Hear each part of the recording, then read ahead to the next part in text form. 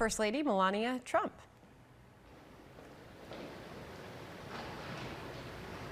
With the disgraceful Jeffrey Epstein need to end today. The individuals lying about me are devoid of ethical standards, humility, and respect. I do not object to their ignorance, but rather I reject their mean-spirited attempts to defame my reputation. I never been friends with Epstein.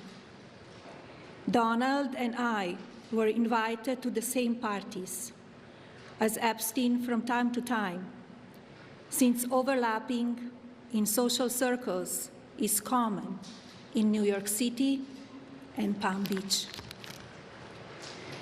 To be clear, I never had a relationship with Epstein or his accomplice, Maxwell.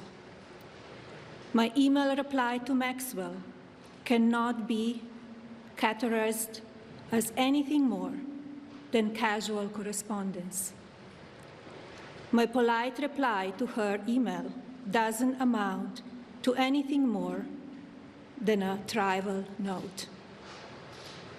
I am not Epstein's victim. Epstein did not introduce me to Donald Trump. I met my husband by chance at a New York City party in 1998. This initial encounter with my husband is documented in detail in my book, Melania. The first time I crossed paths with Epstein was in the year 2000 at an event Donald and I attended together. At the time, I had never met Epstein and had no knowledge of his criminal undertakings. Numerous fake images and statements about Epstein and me have been circulating on social media for years now. Be cautious about what you believe. These images and stories are completely false. I'm not a witness or a named witness in connection with any of Epstein's crimes. My name has never appeared in court documents, depositions, victim statements, or FBI interviews surrounding the Epstein matter. I have never had any knowledge of Epstein's abuse of his victims. I was never involved in any capacity. I was not a participant, was never on Epstein's plane, and never visited his private island. I have never been legally accused or convinced of a crime in connection with Epstein's sex trafficking, abuse of minors, and other repulsive behavior. The false smears about me from mean-spirited and politically motivated individuals and entities looking to cause damage to my good name, to gain financially and climb politically, must stop.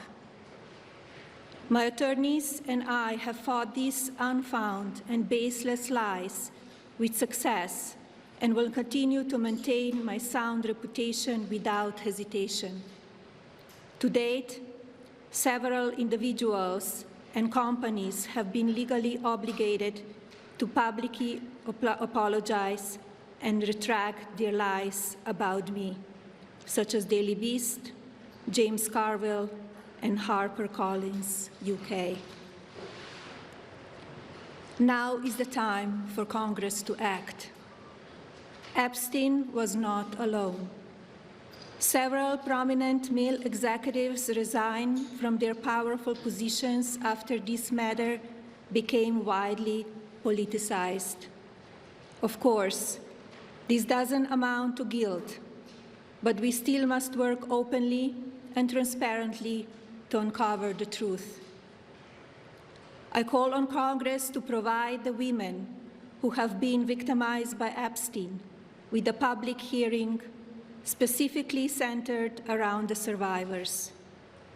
Give these victims their opportunity to testify under oath in front of Congress with the power of sworn testimony. Each and every woman should have her day to tell her story in public if she wishes, and then her testimony should be permanently entered into the congressional record. Then, and only then, we will have the truth. Thank you. For Secretary Lutnick to continue serving.